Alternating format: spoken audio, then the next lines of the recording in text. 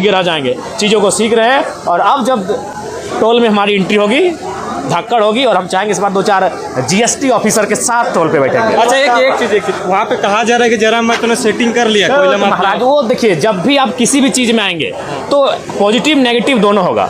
आप अगर ये सोच के जाएंगे कि नहीं हमारी सिर्फ प्रशंसा होगी, हम जाके अवैध कोयला कारोबारियों के खिलाफ हो गए हैं, हम सिंडिकेट के खिलाफ हैं, तो ये आप वो सोच के नहीं जा सकते। आपका तुरंत वहाँ नेगेटिव भी होगा, उसके लिए आपको तैयार रहना चाहिए। जयराम जी, आपको जान का खतरा भी है क्या?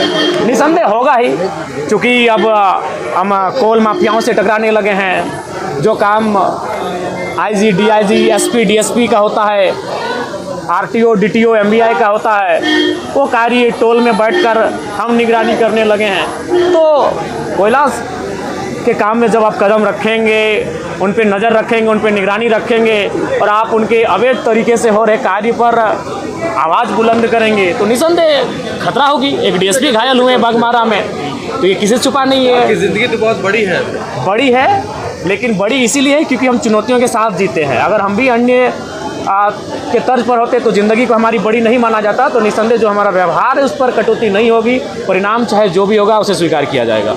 अभी मुद्दा जो स्टूडेंट हैं उनकी जो हताशा है, निराशा है, आज कई छात्रों का प्रतिनिधिमंडल मिलता है, विगत कई वर्षों से उनके डिपार्टमेंटल एग्ज़ाम नहीं हो रहे हैं, उनमें बहुत सारी त्रुटियां हैं, गड़बड़ियां हैं, कई आयोग हैं जिनके अध्यक्ष नियुक्त नहीं किए गए हैं। तो छात्रों की समस्याएं सदैव सरबरी रही है। उसके बाद आती है आम जनमानस की समस्या, और आम जनमानस जो समस्या से प्रताड़ित हो रही है वो भू संबंधित हैं।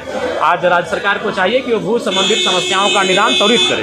अच्छा, आपकी अपनी पार्टी है, लेकिन अगर पूछा जाए तो सदन में आप किसको ज़्यादा सपोर्ट करेंगे? देखिए, ये सदन में जो कार्य होंगे, सदन में जो विषय सामने पटल पर रखा जाएगा, और उन विषयों का आकलन करेंगे परिस्थितियों के आधार पर, जनता की सोच के आधार पर। उसके बाद ही तय करेंगे कि उस समय उस नीति का समर्थन हमें सरकार के साथ करना है या विपक्ष में रह के खड़ा होकर करना है। जयराम जी का योगा कर रहे हैं गुस्सा पर काबू पाने के लिए। नहीं, देखिए, आप समय को नहीं जीत सकते हैं। आप कालखंड को, जो घटनाक्रम है उनसे आप विजय प्राप्त नहीं कर सकते। अगर 30 वर्ष का युवा है, हम लाख योगा कर लें, युवा को नहीं जीत सकता है। युवा एग्रेसिव होगा ही, युवा आक्रामक होगा ही, इसीलिए वो युवा है। आपका एग्रेशन आपको नुकसान पहुंचा रहा है? निसंदेह नुकसान